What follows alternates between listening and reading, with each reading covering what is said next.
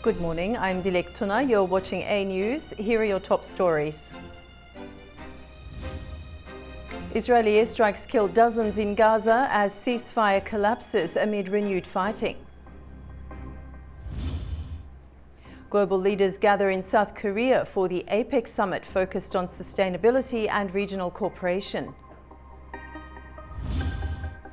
And Hurricane Melissa hits Jamaica and heads toward Cuba, bringing destruction and flooding.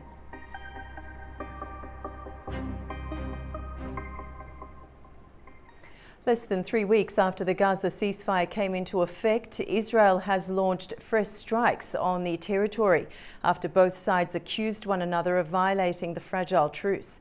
Local hospital officials report that at least 33 Palestinians were killed.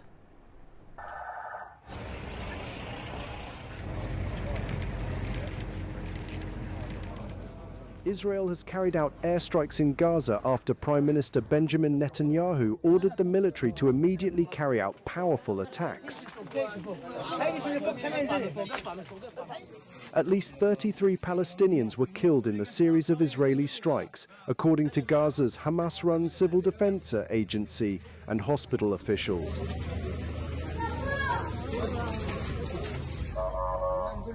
The attacks hit homes, schools and residential blocks in Gaza City, Beit Lahia, Al Bureij, Nuseirat and Khan Yunis.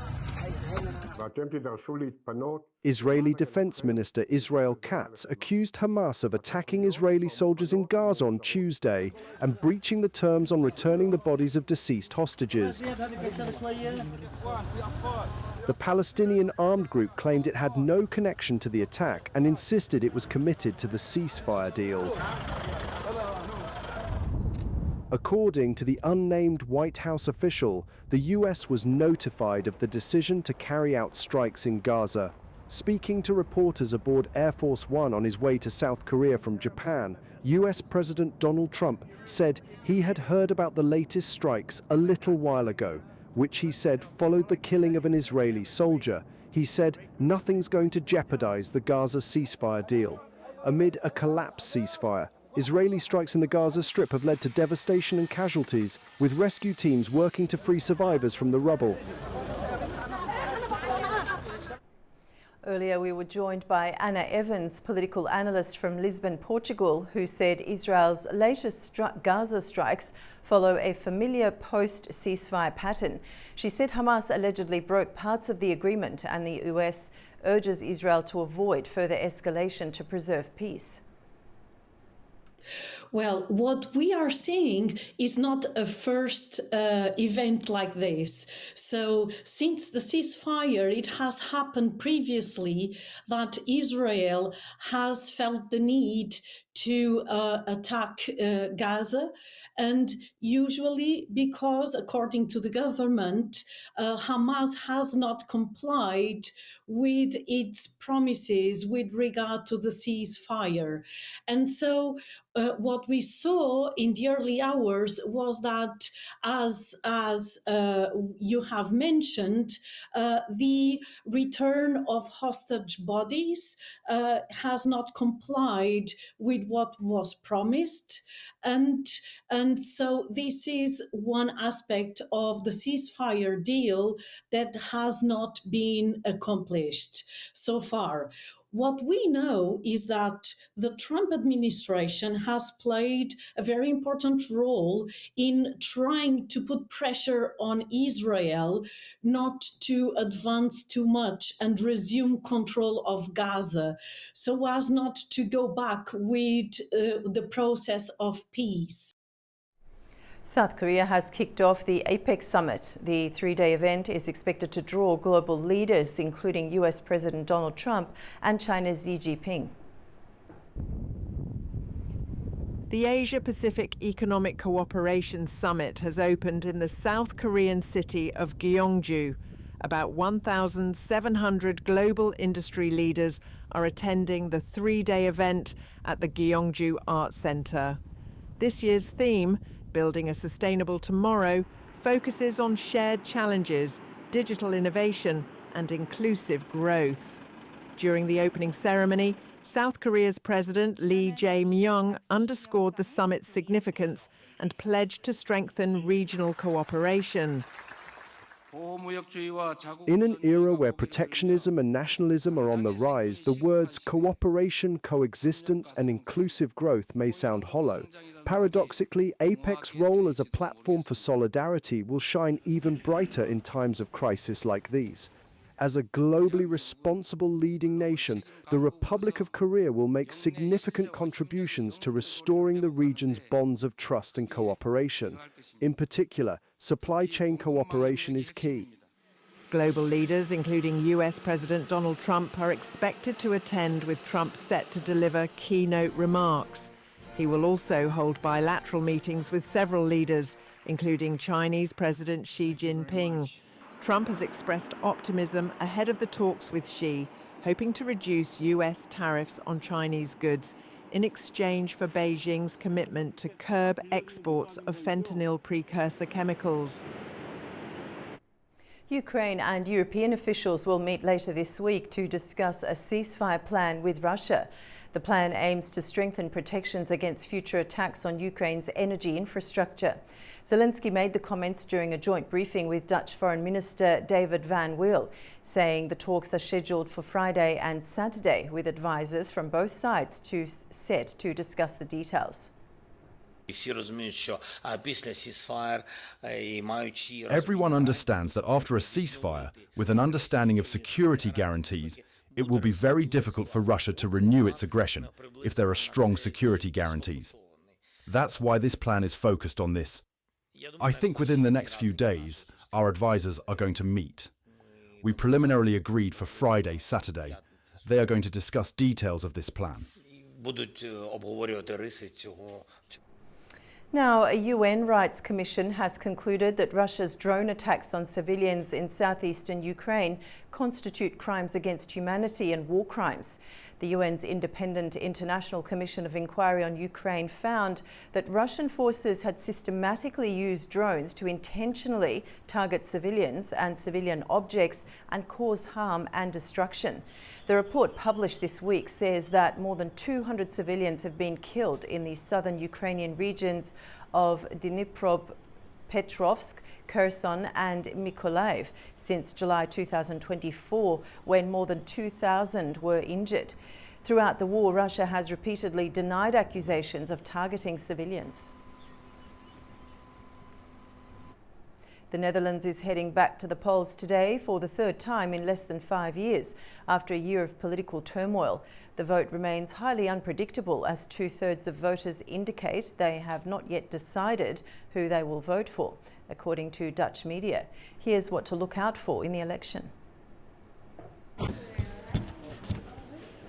The Netherlands is heading back to the polls again.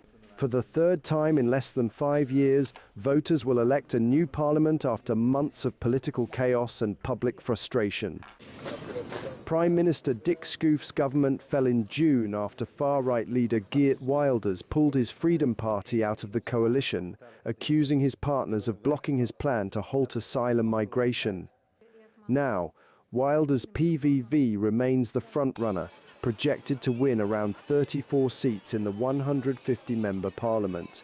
His campaign focuses on tightening immigration, closing borders, cutting foreign aid, and redirecting funds to healthcare and energy.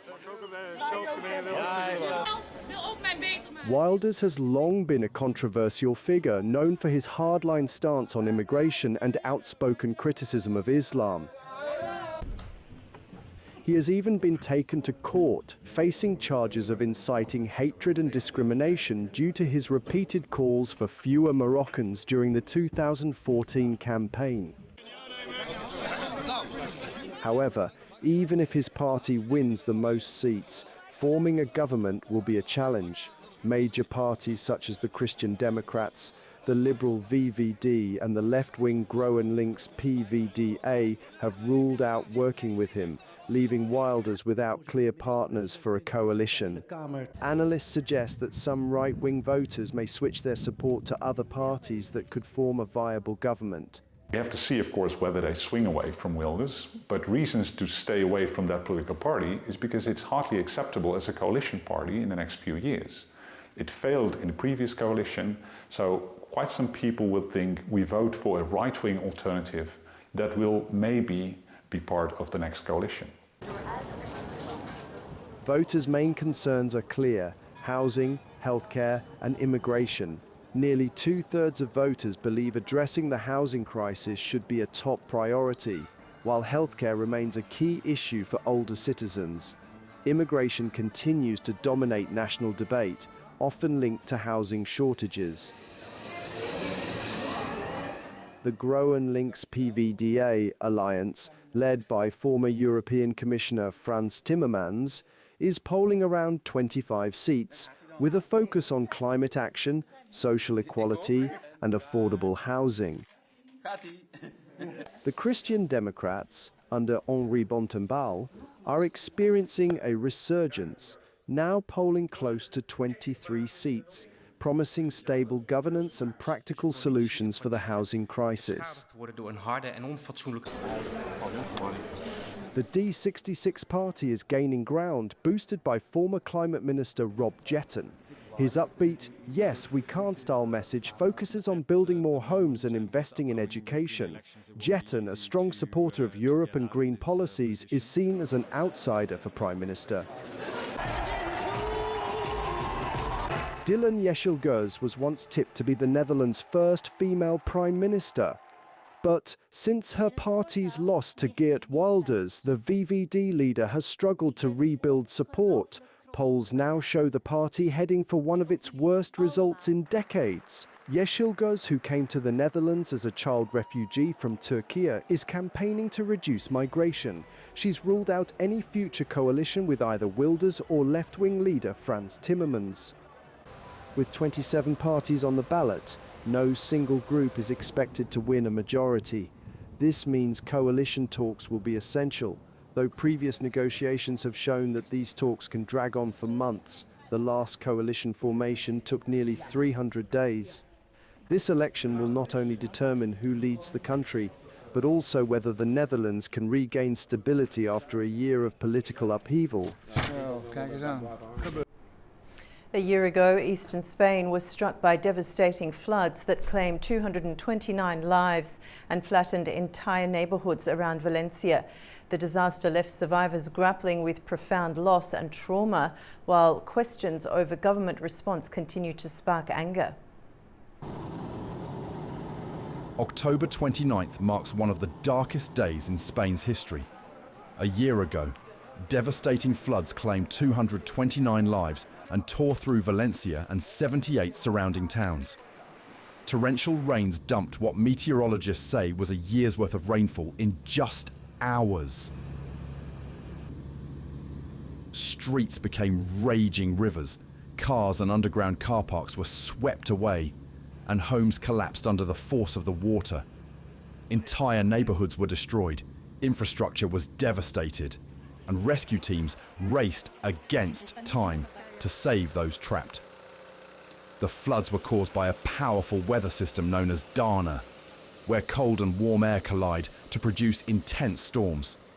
A pattern experts warn is becoming more frequent due to climate change. The regional government faced fierce criticism for its slow and inadequate response. Warnings arrived too late, leaving residents trapped as waters engulfed the region.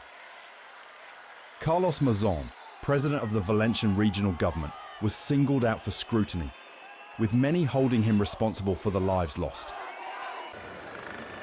Even a year later, anger hasn't faded. Tens of thousands have marched through Valencia demanding accountability, while judicial investigations continue into officials' actions on that fateful day. People's emotions go beyond anger. The floods left deep, lasting trauma that continues to haunt survivors. My sister died here. She slipped away through my fingers. That's why I'm asking, what medication could I take? Then we have people that doesn't want to have showers or go to the sea or be next to water. There are a lot of aquaphobia. So exposing, talking about that, and of course explaining people that it's a normal reaction.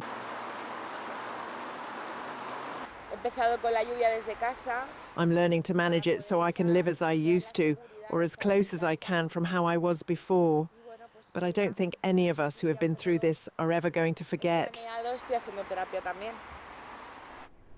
Jamaica is reeling from the devastation caused by Hurricane Melissa. The storm is now heading toward Cuba, where mass evacuations are underway. Hurricane Melissa slammed into Jamaica on Tuesday as a catastrophic Category 5 storm before weakening slightly as it moved toward eastern Cuba. Packing winds of up to 295 kilometers per hour, Melissa made landfall near the southwestern town of New Hope, tearing roofs from homes, toppling trees, and flooding entire communities. Officials reported widespread power outages, affecting more than 500,000 people, and heavy damage across the southern parish of St. Elizabeth. Jamaica's gone through what I can call one of its worst periods. Our infrastructure has been severely compromised. St. Elizabeth is the breadbasket of the country, and that has taken a beating. The entire Jamaica has felt the brunt of Melissa. By Tuesday evening, Melissa had weakened to a still powerful Category 4 hurricane as it moved north-northeast toward Cuba at around 13 kilometers per hour. Meteorologists warn that southeastern Cuba will face life-threatening storm surges up to 3.5 meters. Cuban authorities said over 700,000 people have been evacuated across eastern Cuba as Melissa nears landfall around midnight.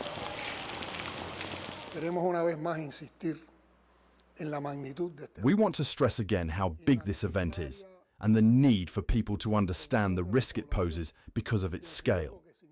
Wind speeds above 260 kilometers per hour can destroy any facility that is not properly prepared.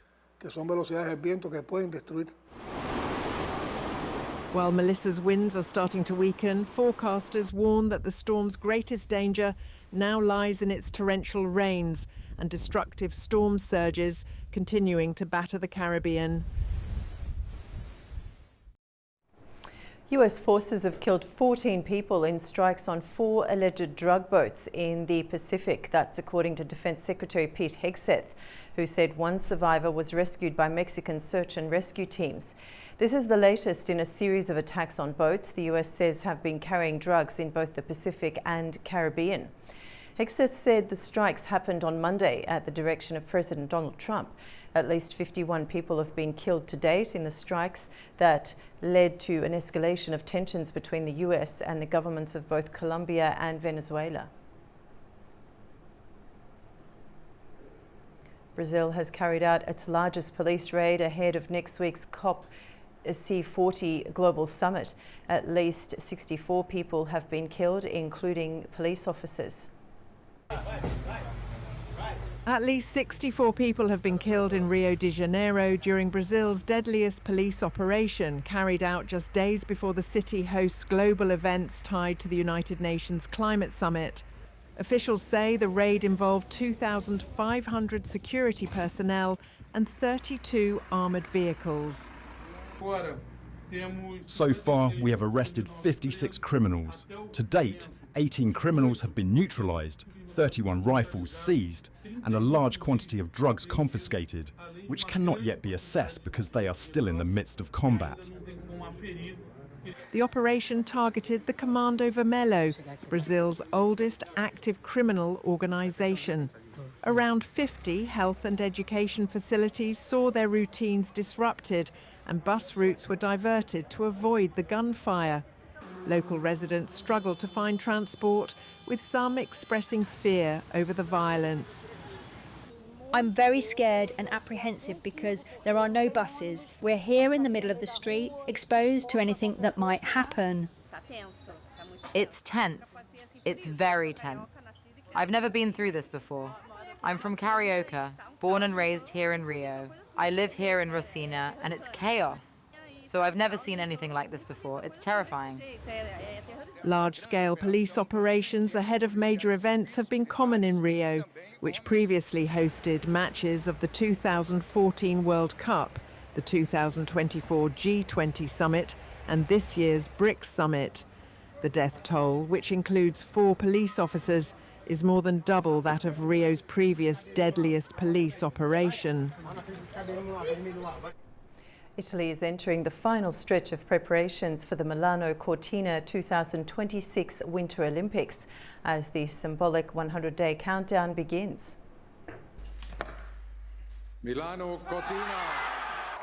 The countdown is on, and Italy is ready to shine on the world stage. With the symbolic 100-day countdown underway, preparations for the Milano Cortina 2026 Winter Olympics are reaching their final phase. Anticipation is building for the first Winter Games officially shared by multiple cities. The 25th Winter Olympics will run from the 6th to the 22nd of February, with Milan hosting ice events and Cortina, along with the Valtellina and Fiemme valleys, staging the mountain competitions. The Games will be heralded by the Olympic torch relay, which begins on the 26th of November in Olympia, Greece, and will travel through every Italian province before arriving at Milan's San Siro Stadium for the opening ceremony on the 6th of February. The festivities will conclude at Verona's historic arena, where the closing ceremony will celebrate both sport and Italian culture. 85% of venues are already complete, but the final construction push is ongoing, including the new ice hockey arena and transport upgrades. Organisers are also focusing on community impact, with 18,000 volunteers training, partnerships with 20 universities, and €5 million channelled into local enterprises through the Impact 2026 initiative. Security and sustainability are top priorities. The government has allocated €3.5 billion and will deploy 11,000 police and military personnel. Most venues will be reused after the Games, with the main Olympic village set to become affordable housing. Some projects, like the new bobsleigh track in Cortina, have drawn environmental criticism. Over 3,500 athletes from 93 countries will compete for 195 medals across 16 Olympic and 6 Paralympic sports, including ski mountaineering's debut. From Milan to Cortina, Italy is racing against time and toward history.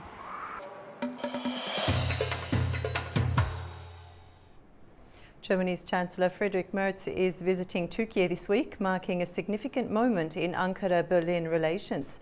Chancellor Merz will meet with President Recep Tayyip Erdogan on Thursday at the presidential complex in Ankara to discuss Turkish-German relations, Turkey's European Union accession process, and regional security challenges. The talks are expected to cover all aspects of bilateral cooperation and explore new opportunities to strengthen ties between the two countries. Tensions between Georgia and European institutions have deepened after the Georgian delegation refused to attend the Euronest assembly in Yerevan, a key EU Eastern Partnership forum. Our correspondent Nini Nikolashvili reports.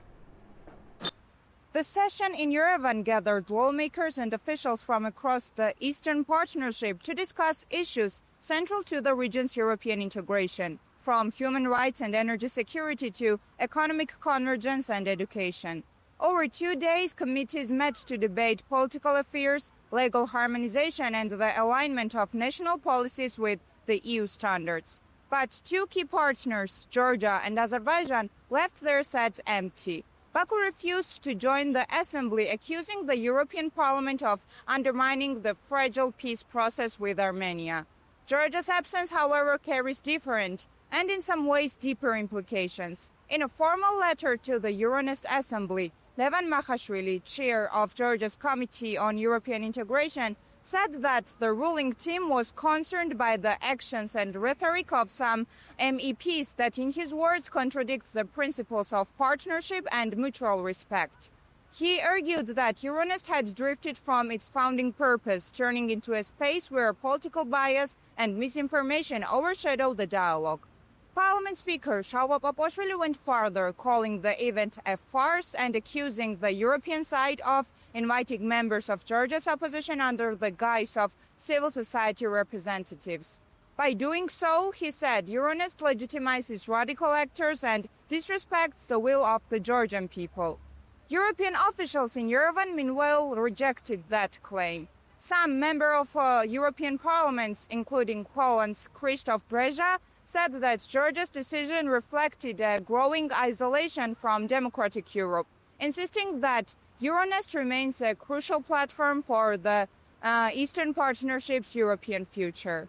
Nini Nikolaishvili, Tbilisi, A News. The Interior Ministers of the Economic Cooperation Organization gathered in Tehran to talk on cooperation in cybersecurity and the fight against illegal cross-border trafficking. For more, we go to the Iranian capital and our Touraj Shireliliu. The fourth conference of Interior Ministers of the Economic Cooperation Organization, ECO, opened in Tehran on Tuesday by President Masoud Pezeshkian to review cybersecurity and border cooperation under the theme Regional Solidarity, Sustainability and Sustainable Development. He stressed the role of interior ministries in multilateral and regional cooperation and said that regional economic collaboration requires robust, predictable, stable and resilient joint platforms which can be consolidated by the interior ministries. President Pezeshkian added that the ECO region needs proper infrastructure more than ever. The Interior Ministers' meeting convened after a 15-year recess, and the Iranian host has invited Iraq and Oman to Tehran event as non-member observers. On Monday, the Deputy Interior Ministers prepared the draft documents for approval by the Ministerial Conference, ranging from cybersecurity and the fight against smuggling and drugs to the use of artificial intelligence in promoting cooperation among the member states. The ECO Interior Ministers will approve the draft resolutions and issue the Tehran Declaration. Omani Interior Minister Hamoud Al-Busaidi, who is visiting Tehran to take part in the conference, met his Iranian counterpart, Secretary of Supreme National Security Council and President Pezeshkian on Monday. Touraj Shireliliu, Tehran, A News. Turning to Central Asia, Finland's President Alexander Stubb is on an official visit to Astana, focusing on boosting economic ties, investments, green technologies and nuclear energy. Our Fariza Kalimurzina has more. A ceremony at Akorda welcomed Finnish President Alexander Stubb on his first official visit to Kazakhstan, accompanied by a large business delegation representing over 20 leading Finnish companies. Kazakhstan and Finland have maintained close ties since Kazakhstan's independence. Finnish investments in Kazakhstan have reached $486.6 million over the past 2 decades, with around 70 Finnish-backed companies operating in the country. Kazakhstan accounts for nearly 90% of Finland's trade with Central Asia, with bilateral trade totaling $172 million last year. Finland mainly exports high-value goods, while Kazakhstan supplies raw materials. Helsinki views Kazakhstan as a key partner in renewable energy, green technologies and rare earth metals. And on the sidelines of the visit, Kazakhstan's Nuclear Energy Agency Chairman Almasadam Satkaliyev discussed potential uranium supplies to Finnish nuclear plants. The two countries are also set to sign an agreement between nuclear regulators. Experts highlight that both nations share borders with Russia and say expanding trade and investment while adhering to international norms is increasingly significant in the current geopolitical climate. Fariza Kalimurzina, Almaty, A News. A new chapter has opened in Turkey's rich archaeological heritage. The Iznik Lake Basilica, ranked among the world's top 10 archaeological discoveries, has now officially opened to visitors with the inauguration of its new Welcome Centre. The site, lying beneath the shallow waters of Lake Iznik, continues to fascinate historians and travellers alike. The Iznik Lake Basilica Site Welcome Center, developed jointly by Turkey's Ministry of Culture and Tourism and Bursa Metropolitan Municipality, has begun receiving visitors, adding a new dimension to Iznik's cultural and historical landscape. Officials say the center was designed to enhance access to the ancient early Christian church hall, which was discovered under the lake's surface and selected by the Archaeological Institute of America in 2014 among the world's top 10 archaeological finds. Deputy Minister of Culture and Tourism Gökhan Yazgi noted that the project, initiated in 2022, brought together architects, technical experts, archaeologists, and excavation teams to ensure both protection and presentation of the site. He said the entire area has been reorganized as an open-air heritage zone, where visitors can experience the site without compromising its integrity. We have made this place ready to welcome all our guests, tourists, and many distinguished visitors. This initiative, valued at roughly 150 million lira, ensures that all layers of the basilica have been studied and preserved in coordination with relevant institutions. The Welcome Center now includes a cafeteria, exhibition hall, and a lakeside walking path, designed for both visitors and local residents. Officials say the goal is to offer clear interpretation and comfortable access while preserving the authentic character of the archaeological setting on Lake Iznik's scenic shore. That's your news update for this morning from all of us in the studio. Thank you for watching and stay tuned to A News.